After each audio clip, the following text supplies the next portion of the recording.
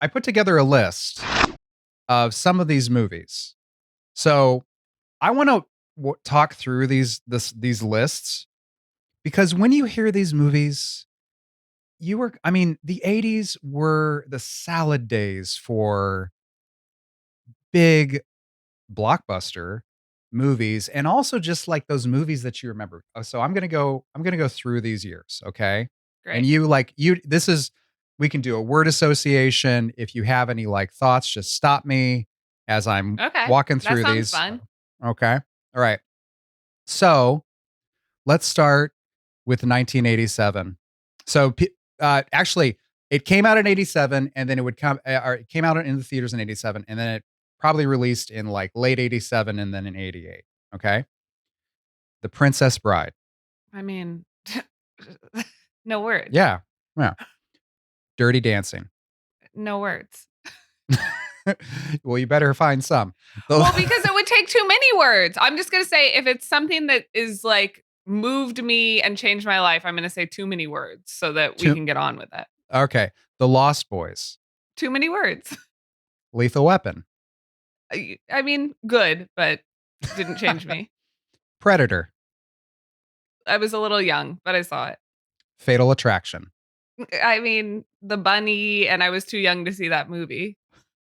RoboCop. But I did. Kind of one of those ones that was like you were into. That was for me. Yeah, but I was kind of trying to be like, yeah, RoboCop, sure. I don't care, but cared because you did. The Untouchables. Another one where I was like, cared because you did. Hellraiser. I mean, Pinhead, next to Freddy's scariest image ever in my life. And you were watching it one night and I woke up and saw it for sure. Spaceballs. Funniest thing I had ever seen in my life when that little alien pops out of the man's stomach and sings, hello, my baby. Hello, my honey. Hello, my ragtime gal. Send me a kiss by wire. Baby, my heart's on fire. And you hadn't seen Alien. You had not seen. No, and I hadn't seen Star Wars either. I was just like, Spaceballs, is it? Oh, so yeah, that was like you had no idea about those because Return of the Jedi came out in 87. I think it did. And yeah, so and you weren't interested in that at all. Okay, keep on going. Adventures in Babysitting. Incredible. I mean, I feel like I should just make looks so that I don't cut you off. No. Well, I mean, this is a podcast. Can't Buy Me Love. Didn't really see it until later. Okay. The Running Man. I mean, I just watched that recently again. I have so many, to this day, I think about that movie a lot just because, and that's why I watched it recently. It's just like, it's like a whole nother world. It was a whole nother world. And when you see that as a kid, you just are like, what was that? It's just always, I just think about that one a lot. The Running Man happened, but then just a real quick segue. But then American Gladiators happened. Yeah. Right. Yeah. And you're like, sick. This is going to happen. Like, this is actually going to happen in the future. People are going to kill each other on TV. Thankfully, we kind of, didn't go that way, but okay. Raising Arizona. Yes. I mean, so fun. Nick Cage, a Holly little Hunter. old for me, but just the visuals were like big. And it was so funny. It wasn't that old for me. Wall Street. No, I haven't seen it actually at all. Ever. Okay, cool. The Monster Squad. I didn't see that one till later, which is shocking because it's very much in the Goonies zone, It's completely in the Goonies zone. Wolfman's got nards. I mean, but I will tell you this about the Monster Squad. That is a breezy movie. That movie starts and it goes. And it is not like very long. And they don't fuck around with the story. They're just like, we are barreling towards the finish, right? Yeah. And they just go. We could do a whole episode on the Monster Squad.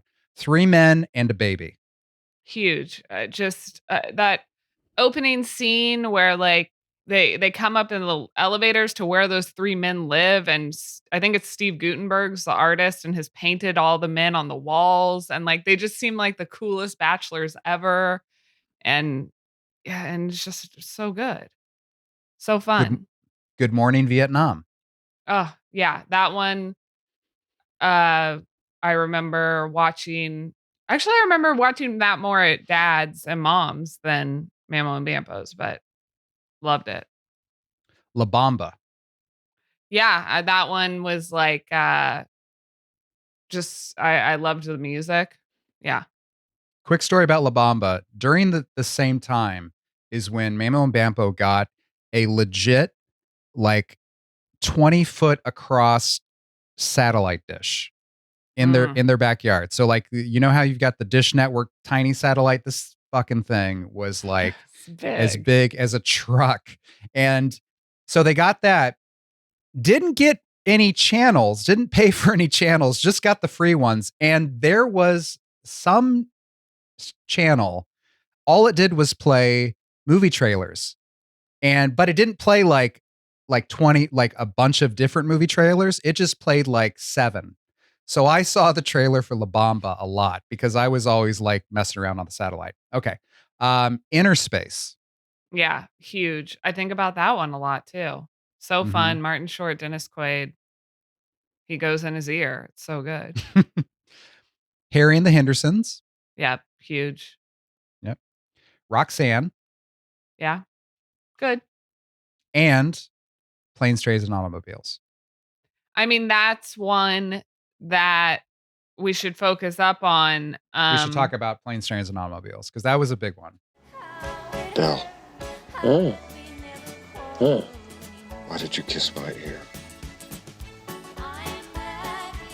Why are you holding my hand? Where's your other hand? Between two pillows. Those aren't pillows.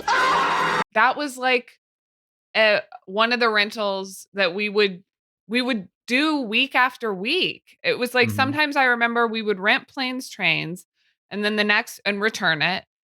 And then the next weekend be back there and Mamo's like, what are you getting? And we're like, Planes, Trains, and Automobiles. And she's like, you got that last week. And it was like, yeah, we want to watch it again. And if it wasn't at Blockbuster and we had been really good and Mamo was in a good mood, if it was checked out at Blockbuster, she would drive us down the road to the grocery store, Hy-Vee, and they had Ah. a video store in the grocery store where I don't know if you guys had these in your grocery stores, but remember it was like a little like kind of kiosk video store and the movies, they didn't have the boxes. They just had the printouts in little sleeves like hanging by like tags on the wall, you know? And so if it wasn't at Blockbuster, then we would go to Hy-Vee and try to rent it there. And like if it was at Hy-Vee, there was definitely only one. Like there was only one copy. Like Right. They didn't have multiple copies of Planes, Trains, and Automobiles, or really like any movie. Like that was they had single copies of pretty much everything. so the odds were like you against all of Raytown. It was it was.